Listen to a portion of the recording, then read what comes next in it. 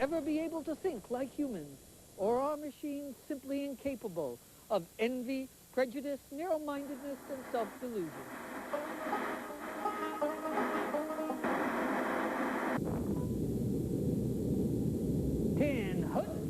Greetings, prisoners of gravity. This is Commander Rick, a conscientious objector to almost everything.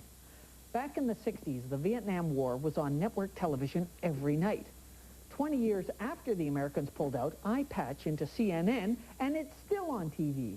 There's President Clinton saying he wants to open trade with Vietnam and close the book on the war. Well, some people are still writing the book. So let's go in-country and experience the Vietnam War from a very different point of view.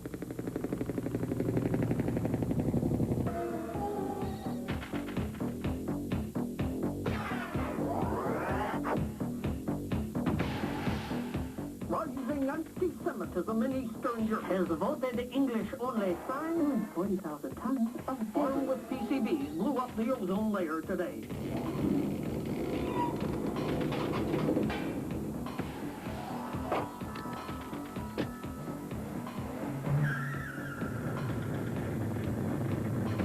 Standing by for solid rocket booster separation.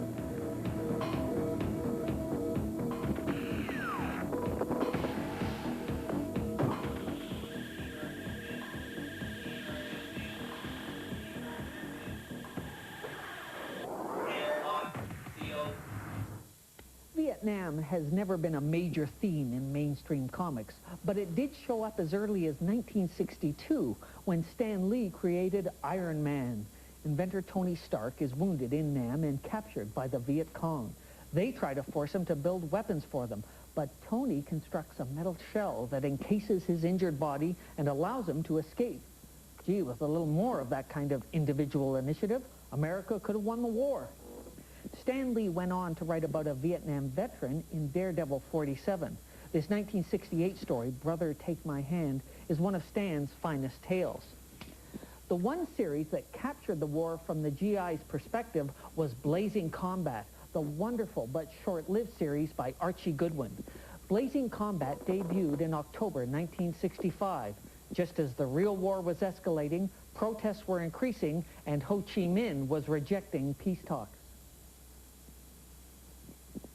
At a time when most American comics were doing World War II comics that involved going through a comics code which demanded that no one fighting a war fire a gun at one another or ever kill anybody. Blazing Combat received a lot of attention because it was the first time in about 10 years there had been a reasonably realistic war comic. And the Vietnam War was just starting, and I think it was the first attempt ever to do stories dealing with the Vietnam War. It received a certain amount of notoriety because we dared suggest in one or two of the Vietnam War stories that perhaps we weren't entirely justified in being there, or there might be some confusion about our purpose in Vietnam, in being in Vietnam. As a result of that, the comics were taken off of Army post bases. So it was a short-lived book, but it established a reputation because of that. You know, what most impressed me about Blazing Combat was that the stories focused on the people, not the war. Well, I think one of the tough things with reading a lot of war reference books is it's all about this regiment marched to this hill while the enemy was moving their battalions to this place, and in the meantime, General what's-his-name was over here doing this, and it's incredibly dull. I learned from a brilliant comic genius named Harvey Kurtzman that the best war stories focused on individuals, usually individuals right in the thick of the whole thing, who maybe weren't really aware what the overall significance of it was. But I tried to show readers what the immediate experience for an individual was. And usually with almost any kind of story that you're trying to tell, you tell it through 1, 2, or 3 individuals, and hopefully draw the reader's interest and sympathy because of that. After Blazing Combat was killed in action, war stories in comics retreated to the safety of World War II in Korea.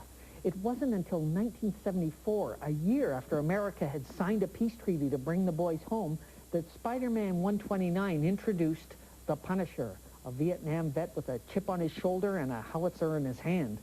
A decade after that came Marvel Comics' gritty series, The Nam. Writer Doug Murray wanted to create a pictorial history of the conflict and capture his own experiences as a combat soldier in the war. But my favorite Vietnam comic is George Pratt's beautifully painted graphic novel, Enemy Ace, in which two soldiers swap war stories. George, why did you want to revive DC's Enemy Ace series and write about two wars that you were too young to have served in? Oh, I don't know. I mean, when I was a kid, the whole Nam thing was going on, and it used to scare me because I thought I would have to go. I used to have nightmares that I was going to get killed over there and all this stuff, you know. And that's even when we were still out playing guns and everything, you know. But, you know, and it was getting close. I mean, you know, I still would have had to go on for like about 3 or 4 more years. But I know my parents and my friends' parents were really going, man, what are we going to do, you know, if this drags on. And they had to go up, you know. My friend's mother kept saying, oh, I'm going to shoot my son in the foot and everything, you know. She didn't want him to go. So, you know, I mean, I remember seeing the body count on TV and the whole bit, you know. So it used to really scare me. The two wars that you weave together in Enemy Ace, World War I and Vietnam, were fought half a century apart. How difficult was it to bring them together visually? That was the toughest part in the whole book, was actually gauging how much to use of both the different wars, because Vietnam is so strong in everybody's mind, especially the American consciousness. I mean, you can't get away from it. I mean, it's more than real, you know. And World War I is this romantic, you know, thing, so it was really hard to gauge because the Vietnam stuff would just always overpower the World War I stuff, you know. And so I tried to keep it to a minimum, and we can never know what it's really like to be there, I mean, unless you've been there. And I got a lot, I mean, you know, I had someone say that, well, what right do you have to write any of this? You know, you're not a soldier, you've never been there. And I talked to Joe Kubert about it, and I said, you know, gee, I don't know if this is right. He says, well, why not? He says, yeah, you were never there. He goes, but you did experience it. You know, I mean, you were a kid in the 60s, and you went through it. You had a different experience, and your take on it is just as valid as any soldier's. And, you know, you've read all the books, you've talked to these people, and you've got, you know, you really have a different perspective. And he goes, and who's to say it's right or wrong? He goes, sure, you have just as much validity in it as anybody else. It's interesting that George juxtaposed Vietnam with World War I. I mean, both wars involved new weapons and tactics that overwhelmed the generals. Both dragged on year after futile year, and both decimated a generation. Although, to be fair, World War I consumed almost 6 times as many lives as Vietnam. George mentioned his concerns over writing about a war he wasn't in, because the first rule of writing is write what you know. What that really means, though, is write what you understand. After all, Peter Straub never fought in Nam, but as one of the top horror authors working today, he understands terror. Straub has written 3 horror novels featuring Vietnam veteran Tim Underhill. Coco won the 1989 World Fantasy Award, then came Mystery, and finally The Throat, which hit the bookstores just as my friends in control cornered Peter. Why has the Vietnam War dominated your fiction? Well, I think that happened because I started talking to a lot of vets. Just by accident. I met a bunch of people independently who'd been in combat in Vietnam, and I was very moved by them. I thought they were spectacular people, and they all had the same flavor. I mean, they're wildly different in character and personality, but there was something really important about them that echoed from person to person. These people had seen something, you know, that most people don't. And they had come through it, but not untouched. And I respected that, and I thought it was worth working on. But I'm curious that why Vietnam? Why not World War II or a recent conflict? Why Vietnam for you? It really resonates. Well, it's my war. I mean, I was that age. I almost went there. You know, various physical things that were wrong with me kept me out, for which I'm very, very grateful. But it was, you know, when I was coming of age and when I was in my early 20s, you turn on the television, that's what you saw. And, of course, it, you know, causes huge upheaval in the culture. And it seemed to me that also it was ambiguous. There was something disgraceful and bad, and also terrifically heroic and noble about the individual people in it. But America went to a place that had never been, a kind of shame, a sort of loss. And I like that. You know, I think that's rich too. Peter is not the only author who didn't serve in Vietnam, but was moved to write about it. Check out Love Death by Dan Simmons and Dream Baby by Bruce McAllister, both great reads. A few speculative fiction authors were drafted and did a tour of duty in Nam. David Drake, author of the Hammers Slammers series, takes a pro-military stance in his Rambo-style fiction, while Elizabeth Ann Scarborough expresses the opposing view in The Healer's War. The horrors that Scarborough saw as an Army Nurse Corps captain give a powerful anger to her Nebula award-winning novel about a nurse who is given a mystical oriental amulet that allows her to look beneath the superficial wounds and see the damage that war does to men's souls, friend and foe alike. Actually, the gunfire from Vietnam echoes through the works of a whole generation of writers. Lois, I've really enjoyed your Miles for Costigan novels, but I have to ask you why you wanted to write pro-military science fiction. The reason I started out writing it has to do with, the times in which I grew up. When I grew up, the Vietnam War was presented at the dinner table every night because my parents insisted on watching the news. And so it was like part of my environment to which I, reacted. I grew up, I was in college in the late 60s and early 70s.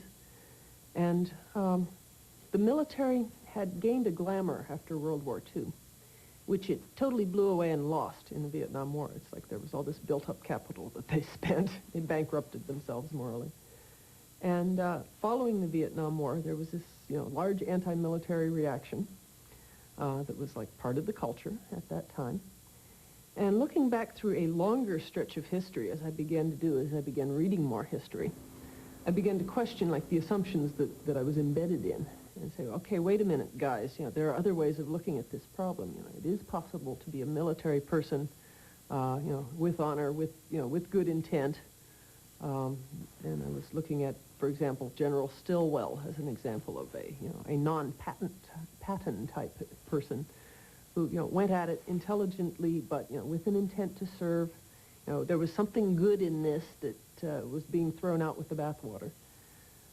So I wanted to kind of like go back and rescue this older view without losing the very sharp lessons about how things can go wrong that the Vietnam War taught us. Then, as I was writing along, things shifted. The Vietnam War faded into history, and you got a new generation of young men to whom war was glamorous again. Right. And I am less interested now in writing military issues because the pendulum has swung back the other way, and that alternate voice is no longer needed. Right at the beginning of Demon Drums, when your warrior Ayuti realizes that she's killed an infant in the fight to capture a village, I wondered if that scene was triggered by an incident from the Vietnam War. That's a very interesting question. I've never considered that, but certainly, I was in the Peace Corps in 66 to 68 and had friends taken from those distant islands, drafted and taken out and sent to the war. It was such a dreadful time that I think it probably affects most anything any of us do today. I did find in the second book in the trilogy, Stormcaller, I was writing that last spring, and it was very strongly affected by the Gulf War, because I have a son who was at the time 20, and I remembered very distinctly the Vietnam time when no one was safe. And I saw it from a whole different light.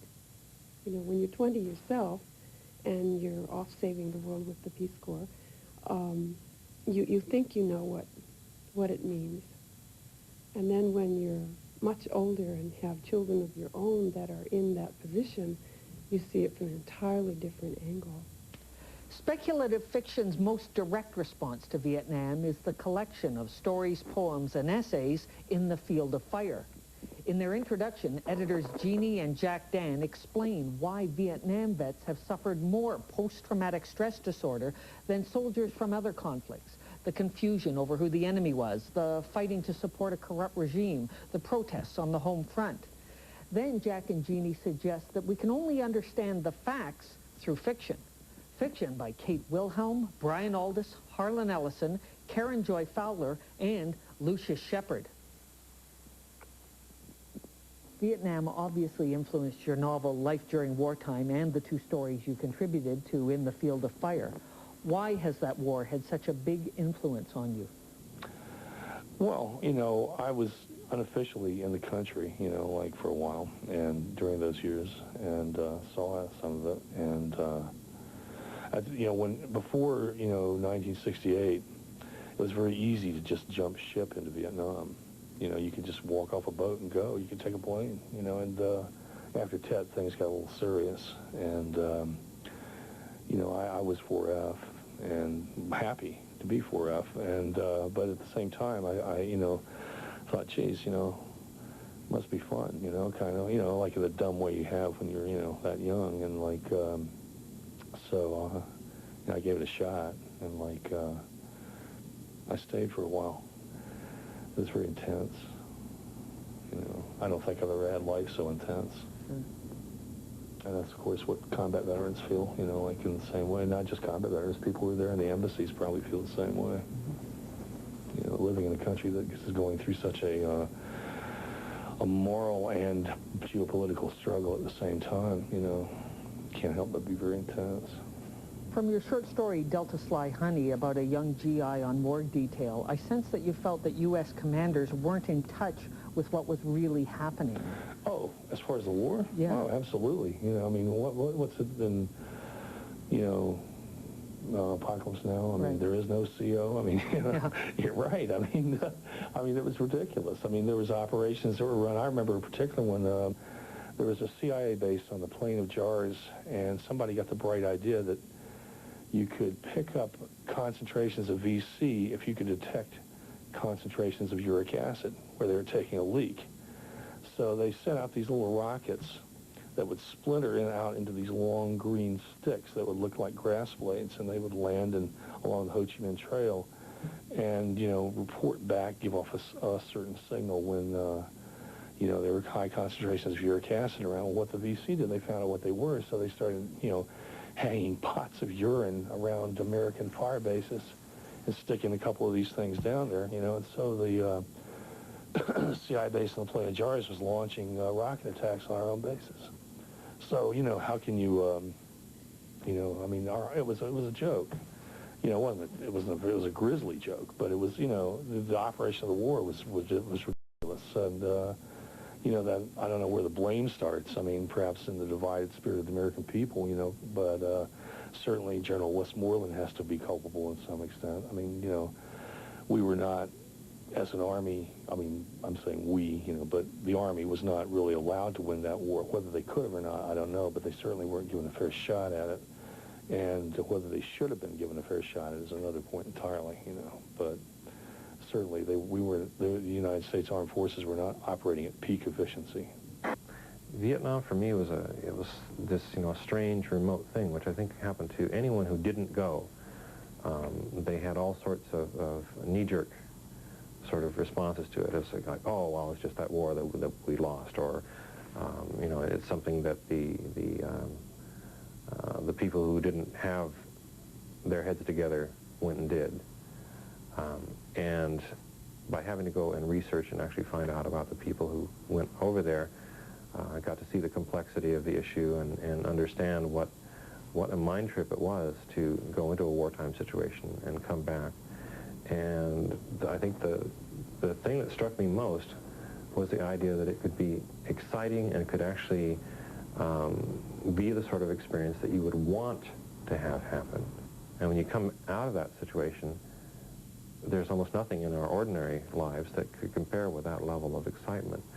To some extent, this may seem a little bit gruesome or almost voyeuristic, but imagine that you're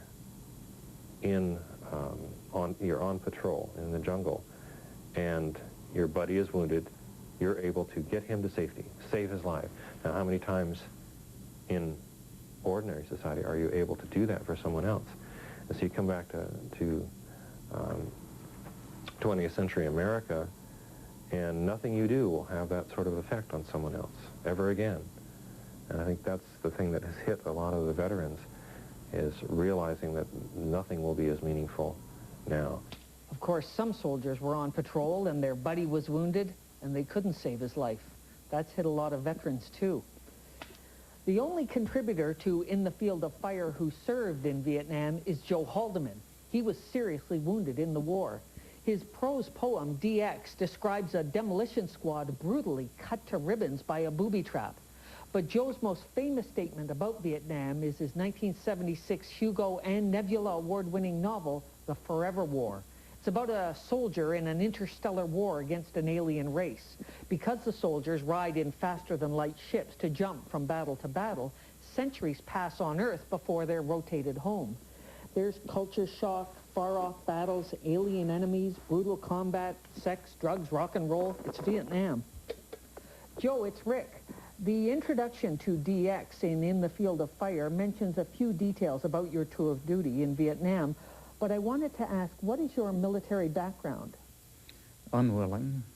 I filed as a conscientious objector during the Vietnam War and offered to spend 6 years in the Peace Corps rather than 1 year in Vietnam. And my draft board was not amused by that. You had to have a letter from a minister in order to be a conscientious objector, and I was an atheist. I thought I could still tell the difference between right and wrong, but they disagreed.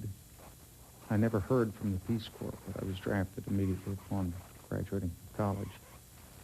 I went to Vietnam and served in the 4th Division, an air mobile combat engineer unit. I told them I wasn't going to kill anybody, and I told them I wouldn't fire my weapon. And so, perhaps irrationally, they put me in charge of a demolition bag. I was a demolition engineer, and I walked along with the troops. When we got into a firefight, I'd drop back and blow down trees in a large enough area so that helicopters could come in to get the wounded and the dead and resupply. And I have to say that it was the most important experience in my life, probably as a writer. It certainly gave me a lot of material. Like most writers who've been soldiers, that's the touchstone, being so close to death and living to write about it. If you were so reluctant to go, and if combat is so horrible, why does the hero of the Forever War, William Mandela, keep re-enlisting? I think I was thinking about a friend of mine who died in Vietnam. He was my field first sergeant. He was in his 3rd year in Vietnam, and he had returned to the States 5 times.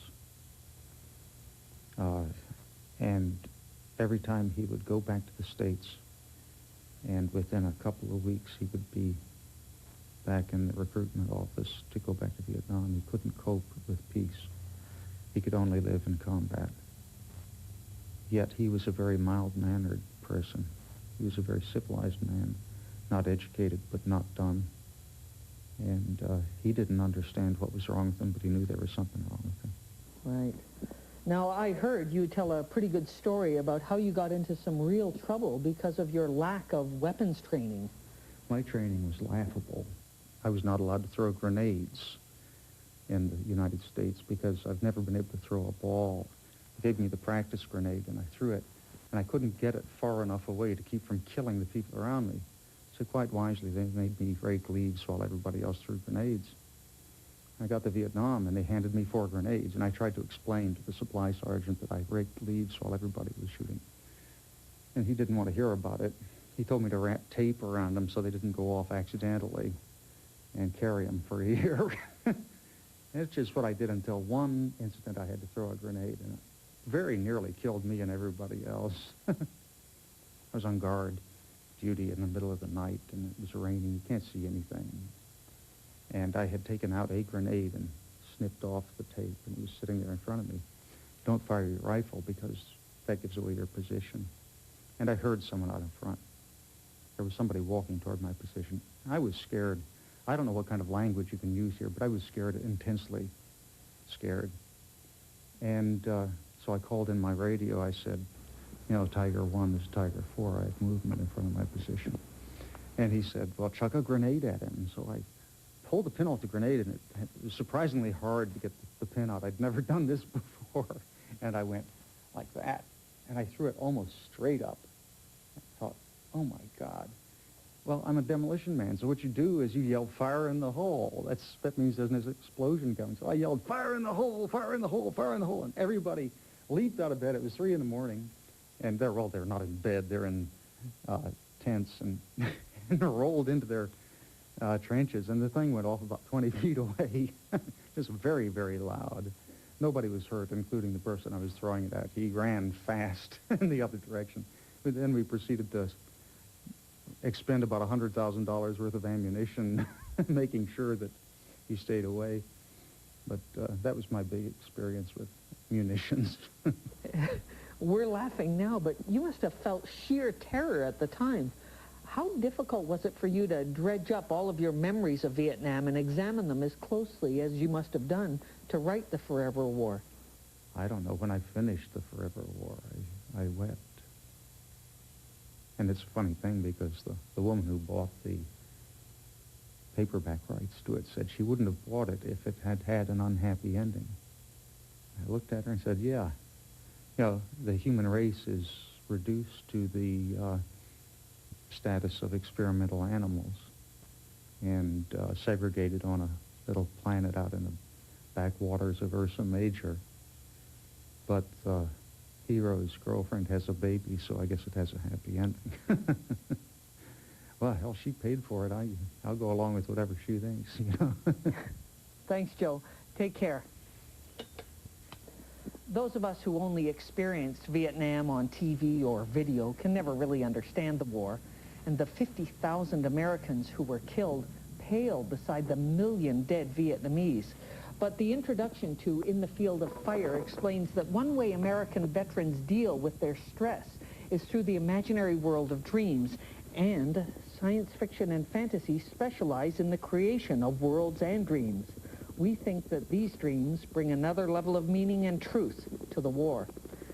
20 years on, truth remains the first and worst casualty of Vietnam.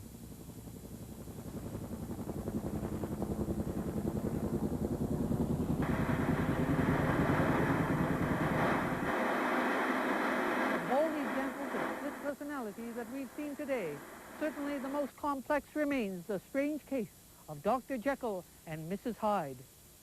I'm Enrico Gruen, and this is Second Nature.